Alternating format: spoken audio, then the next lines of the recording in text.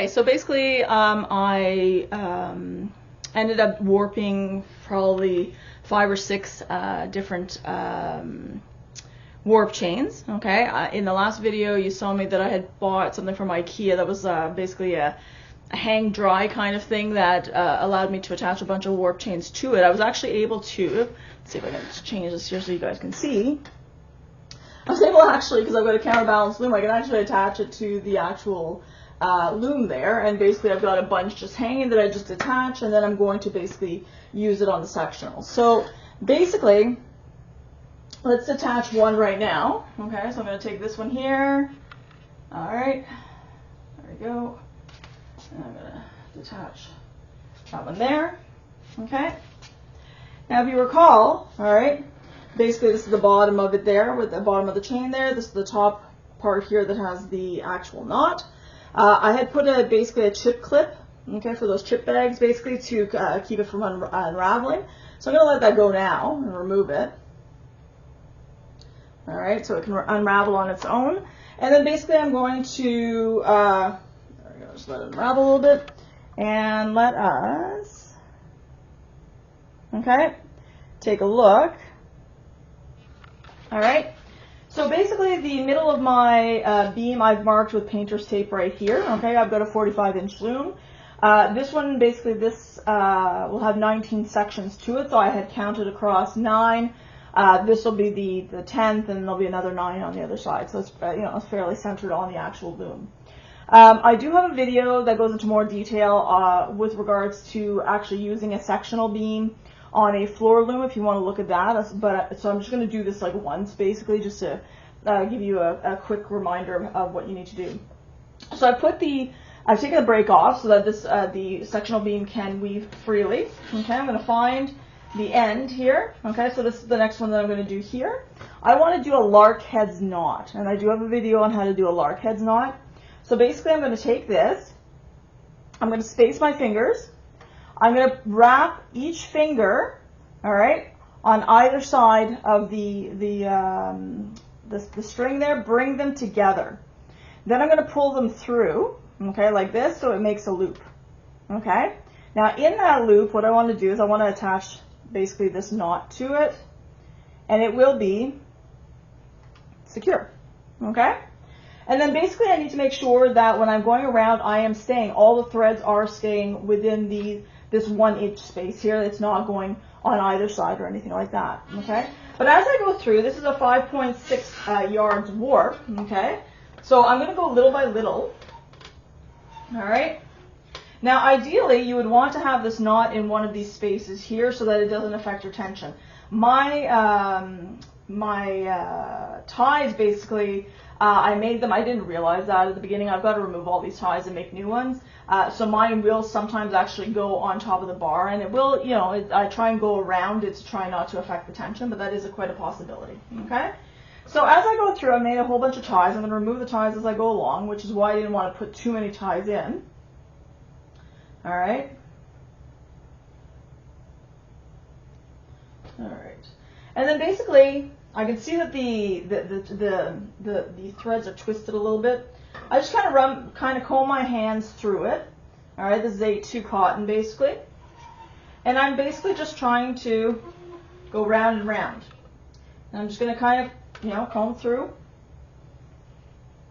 All right.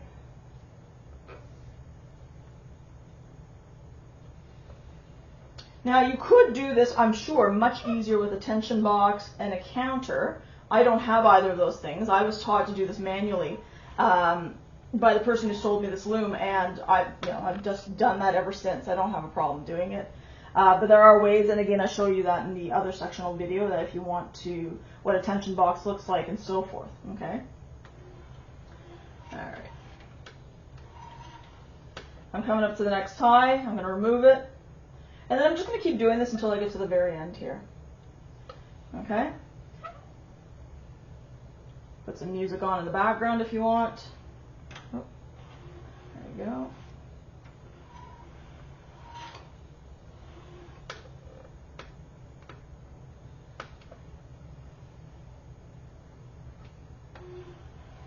You want to make sure that you're also keeping the tension consistent, okay, so that it's going to be equally tight for each round that goes around it.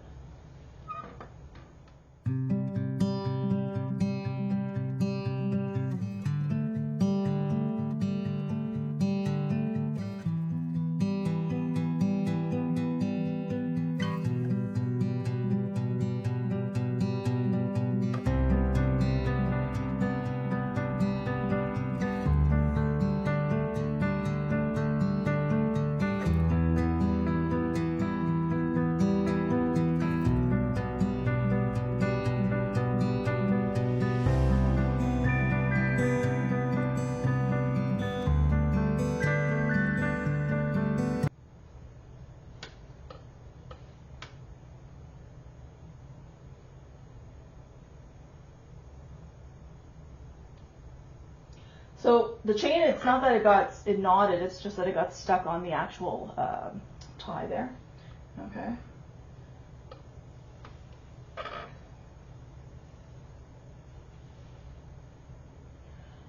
Now, if you remember in the last video, okay, I ended up cutting through all the loops at the end because I found that when it was looped, they would basically all get tangled and different loops would pull at different lengths, and at the end you were cutting off a lot more, okay? Now that's not to say that every single piece, every single thread is going to be at exactly the correct length that I started off with, but they're fairly close, okay? If you take a look, all right, they're about, within an inch, of each other, so it's not a lot that I need to, that I'm off by.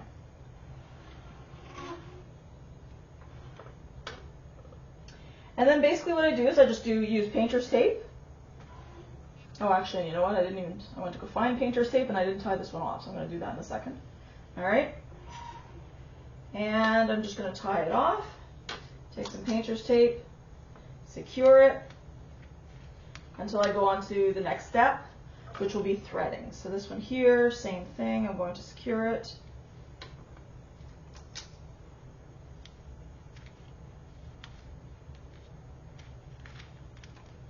And that's as easy as that. So I'm just going to do another 17 basically, and then I'll go on to threading and slaying the reed before I start actual weaving.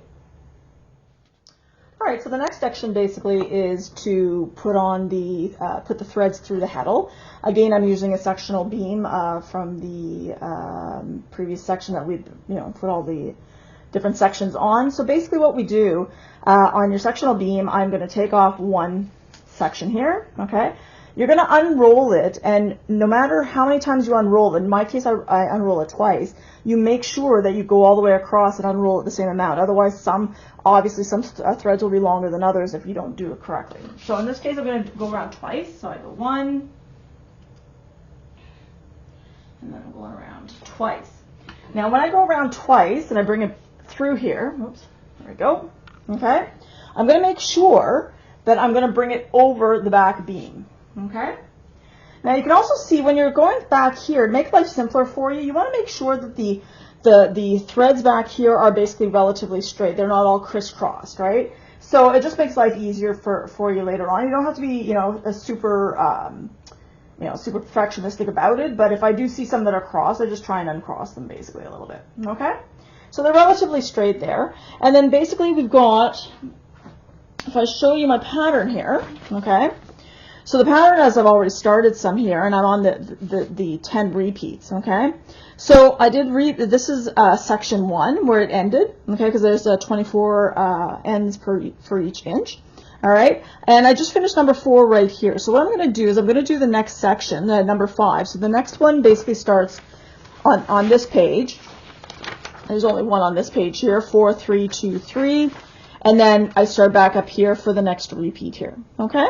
So I'll do the first couple, not the whole 24, but I'm just going to do the first couple, and so you can see basically what you want to pull out. So I want 4, 3, 2, 3. So I've got 4,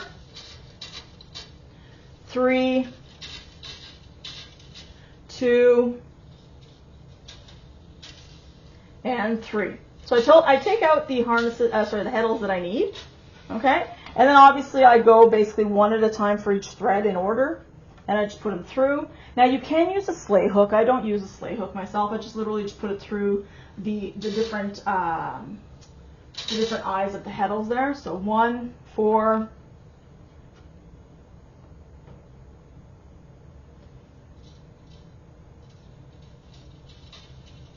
I'm not sure if you're able to see here. Let's see if I can put it up higher there. 4,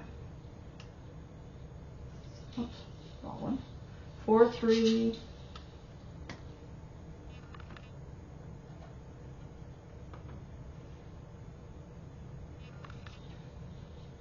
2,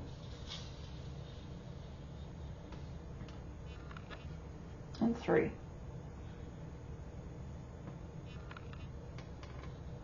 All right. I'll do the next 20 in a second. I'm not going to make you watch all that. Just make sure when you do the number of rounds going around that basically you're going to have a decent amount of length at the end here on the other side. So at the end when we go through all 24, I'm going to go back, I'm going to recheck them all, and then basically I'm going to tie a slip knot on the other side so that, you know, if I do anything, if by mistake something hits this, they don't all come back through and then I'm stuck trying to, you know, figure out what fell out, what didn't, in what order, and so on and so forth. Okay? So let me finish up this particular section, and then I will come back and show you how I finish it off. So I finished threading the first 24. The nice thing about this pattern is because each row I've put it into sections of 4, I know that if I don't finish at the end of one of the sections, something's screwed up. Okay? So now I go back and I check. So what I'm going to do here is I'm going to hold this up. Hopefully it doesn't block. And it's, well, okay, so you're not going to see it basically, but I'm going to go through each of these here. So basically I'm looking at the third check mark. The third check mark basically started, sorry, I didn't put the last check mark. So the first check mark basically started right here, 4, 3, 2, 3. So let's start that. So we've got 4, 3. And what you should notice is that as you're pulling it away, there should be no tangles. If one is crossing another, then you know that they're in the wrong order. Okay, so 4, 3, 2, 3. Okay, so that one's done there. The next one is 4, 3, 2, 1. Oops.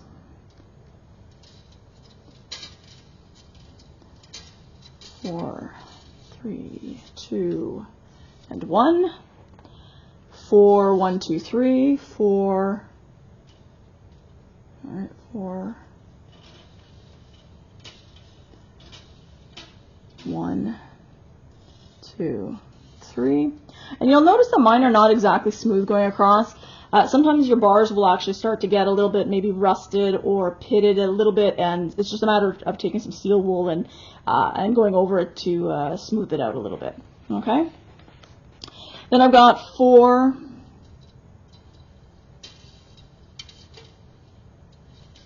3, 2,